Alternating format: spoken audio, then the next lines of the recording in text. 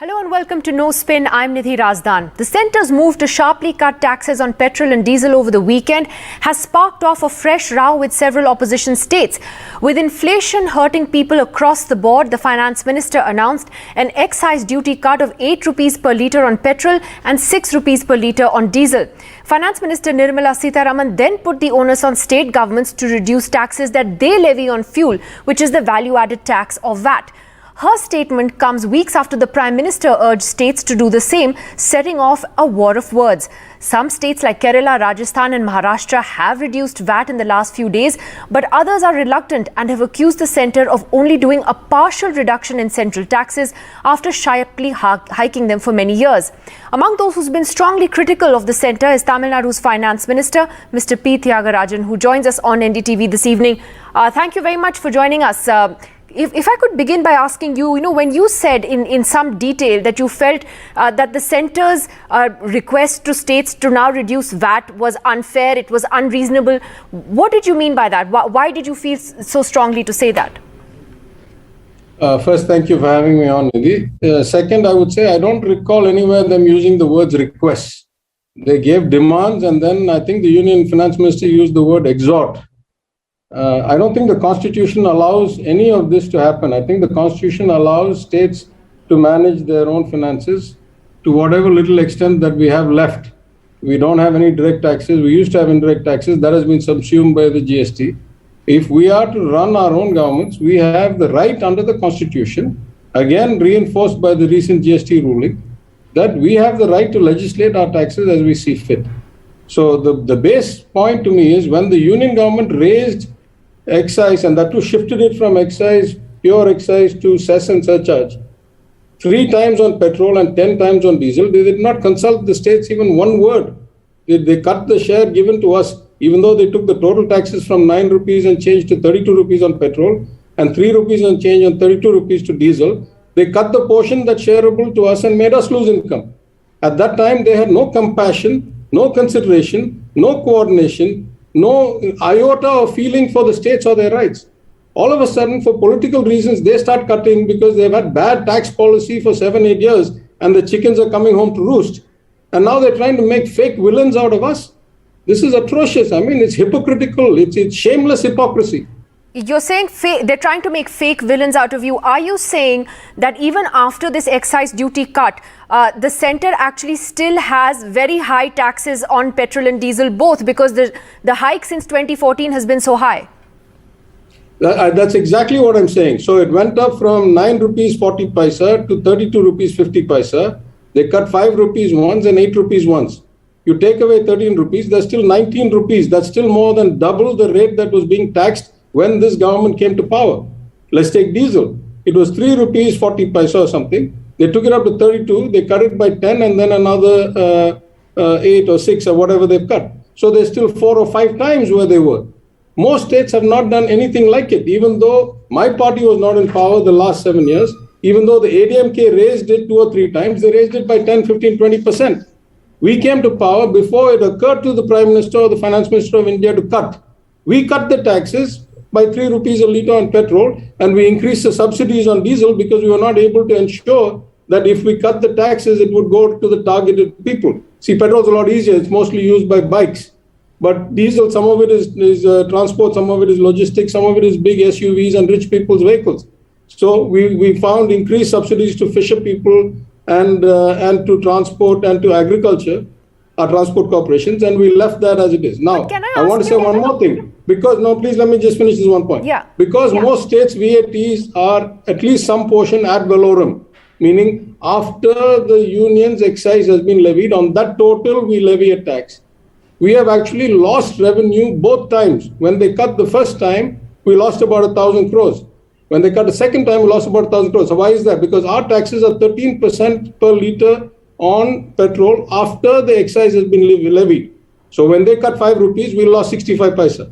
When they cut 8 rupees, we lost 1 rupee.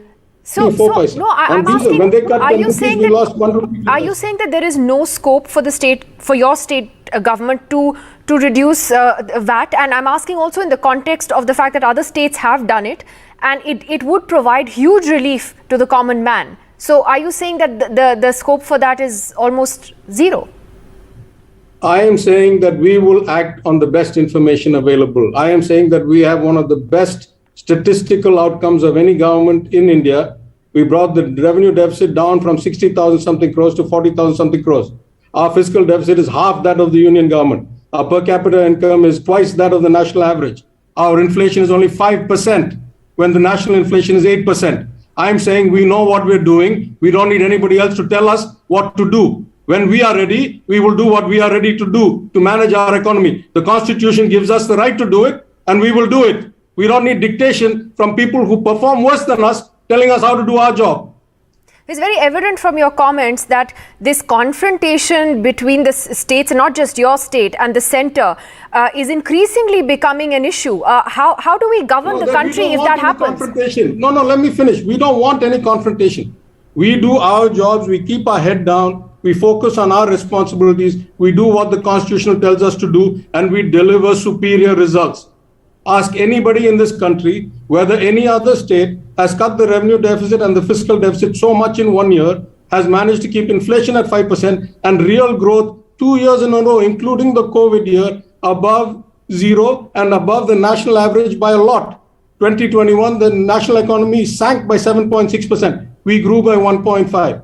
Last year, we grew by 9. So I'm saying we know what we're doing, and we are happy to do our work, and we don't like other people extra constitutionally trying to authoritarianly force us to do things we don't want to do. We are producing results. Are you jealous? Are you worried that we are better, so you're trying to cut us down? Leave us to do our work. We are producing results in inflation, in revenue deficit, in per capita income. In every way, we are producing results. Why should somebody else dictate to us how we should act? Did they ask us when they raised the rates? Why should they tell us when they cut? Why should I cut? Is there anything in the Constitution that says whenever they cut, I should cut? If so, why did they raise and not ask us to raise when they did it? It makes no sense. Are we all living in some collective madness here that the Constitution doesn't apply? Just because somebody says so, we all have to jump? Well, you're using very strong words, extra-constitutional, authoritarian. Are you saying that is the way the centre... Is that the centre's approach to states? What has happened to... Does cooperative federalism actually exist at all on the ground, in reality? If you shift the government's revenues from 6% cesses and surcharges to 20% cesses and surcharges, if you start legislating on subjects that are not union subjects in the Constitution, that are state subjects, if you start imposing conditions on states in their borrowings, which have never been seen historically in the history of any government in independent India, if you start legislating about minor ports and dams and stuff, which have been always state subjects, if you start saying cooperation, which is a state subject, is going to be legislated from Delhi, how is this cooperative federalism? Please explain to me. Okay, so you clearly see it as overstepping by the centre on a range of issues.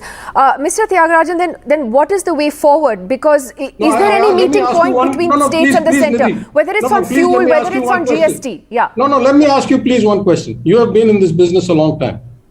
Please put yourself back 8 years. Imagine that the Prime Minister was Dr. Manmohan Singh. And imagine that the current Prime Minister was then the Chief Minister of Gujarat. Imagine that the union government had taken all the steps that this union government has taken in the last 8 years. How do you think the then Chief Minister of Gujarat would have reacted? Do you think he would have said, yes, sir, whatever you say, we'll do? He was the biggest defender of states' rights, of federalism, right? Just put yourself back. I mean, we all seem to have forgotten that there used to be a constitutional application of the separation of powers between the state and the union. Why is it now that all power should be in Delhi? It makes no sense to me. Can I ask you a couple of political questions since we have you here? One is on the general atmosphere in the country at the moment, the kind of communal polarization we are seeing, the headlines about the whole Mandir Masjid dispute, etc. How do you see what is going on in the country at the moment, these divisions and of course the impact it has on us as a society and our economy? It is heartbreaking and it is self-defeating. Any country where you don't have a harmonious social construct, a context and environment, you cannot achieve your full potential for growth. It's not rocket science, it's basic logic. So, of course, it's heartbreaking for us, but our Chief Minister is very clear. And, we espouse our values every day, in every speech, in every bill, in every action. And as far as Tamil Nadu is concerned, we wanted to continue to be the kind of socially harmonious, inclusive society that we have already had. Every year, I go and take part in many Christian functions and many Islamic functions, though I'm practicing Saivite, and my family has a long association with the Madurai Meenakshi Amman Temple, the Sabarimala Ayyappan Temple, so forth.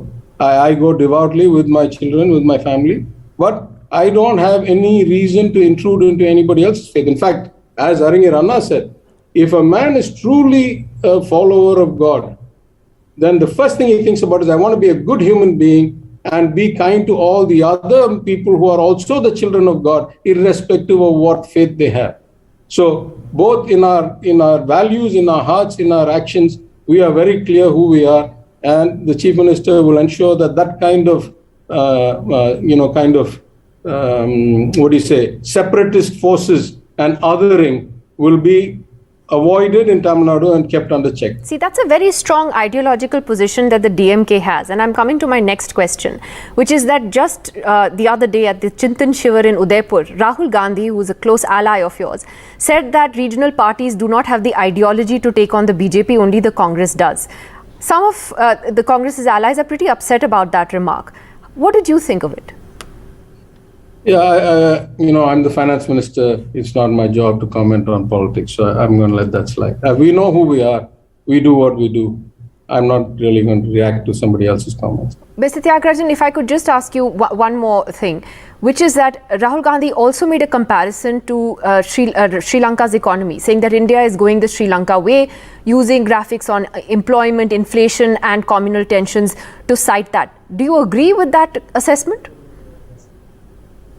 Look, I've made a speech in Delhi about a month ago. I'll reiterate that it's not exactly the same, because I'm not sure that we'll get to Sri Lanka status anytime soon, because we are a more resilient and a more diverse and a larger scale country. But I made the point that we are in this strange kind of vortex where the power, the authority, the money, all of it gets concentrated in Delhi, and that within Delhi in one or two hands. And on the other hand, the results keep getting worse and worse. I don't think there's any reliable statistic, because the government stops collecting data when it doesn't like the outcomes. But I don't think there's any statistic you can see anywhere that shows that the economy has slowed, that joblessness has increased, and that there are serious concerns about the future. Right. There is a structural issue here. I just want to make one point. There's a structural issue here.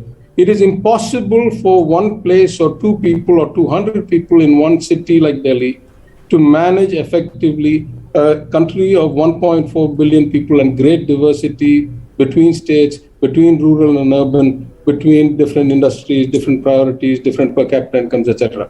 Anybody who studies complexity of systems will say that it is an exercise doomed to failure. If you try to run one homogenized, one kind of system show from Delhi across a country of this structure, this scale, diversity, this complexity, it will fail.